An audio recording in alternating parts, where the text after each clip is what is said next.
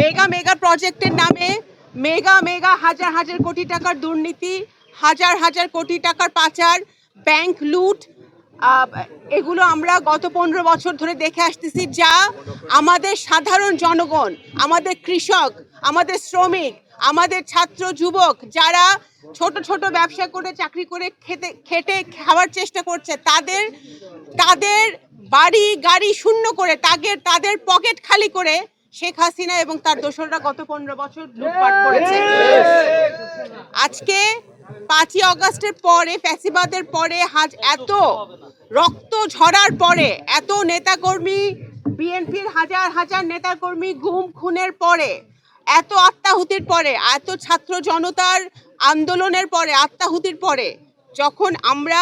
একটি সুন্দর নতুন বাংলাদেশের দিকে আগাতে চাচ্ছি, তখন ষড়যন্ত্রকারীরা, ফ্যাসিবাদের দোসররা এই ধরনের অবৈধ কাজ করে গ্রাম বাংলার কৃষকদের, আমার নগরকান্দা সালতার সাধারণ মানুষের ক্ষতি করতেছে।